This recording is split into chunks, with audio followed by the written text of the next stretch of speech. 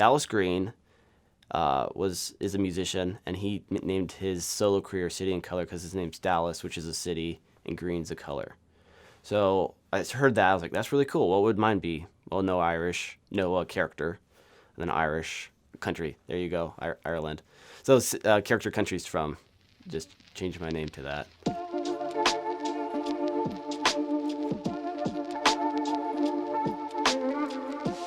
This was one of those things that I didn't know was happening, like, at all.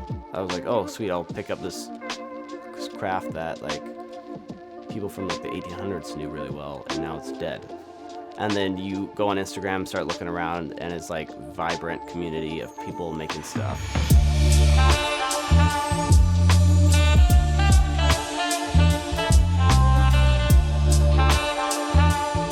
So with most things, I'm taking vegetable tan leather, which is undyed leather that's tanned by using like bark and stuff. It's actually pretty natural and actually good for the environment versus other things. I just look at sheets of leather, look at scarring, look at the condition. Is it the right thickness I want? Is the brand, are there holes in it?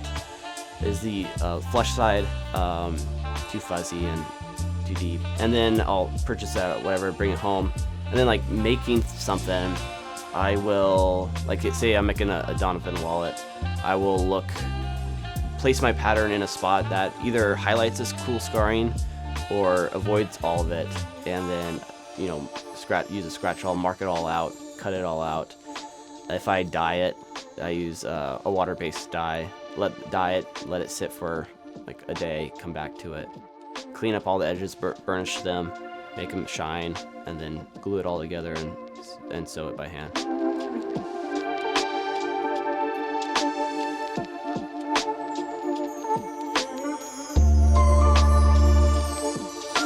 So you have like a big spectrum of like people that are like, will spend hours on a wallet and make edges perfect and like burnishing perfect and like everything is immaculate.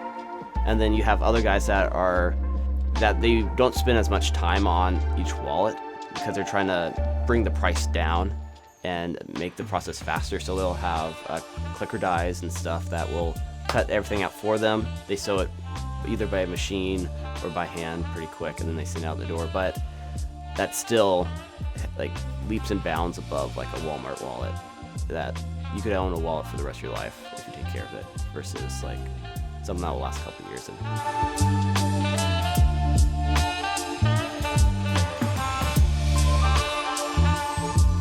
I love this hobby, I love it as a business, but at what point am I willing to say, this takes too much family time and I gotta cut it off?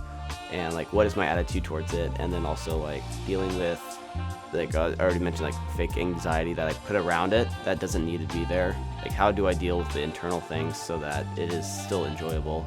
An Adam Savage video, this guy was talking about how he like hand carved a skull out of wood, and like the first one, you're learning. The second one is enjoyable because you learned all the skill. And then the third one, you're just like doing it again and it's not enjoyable. So like how do I keep this hobby and enjoyment thing, a hobby and an enjoyment thing versus just like something I do at 4 a.m. just because I have to now.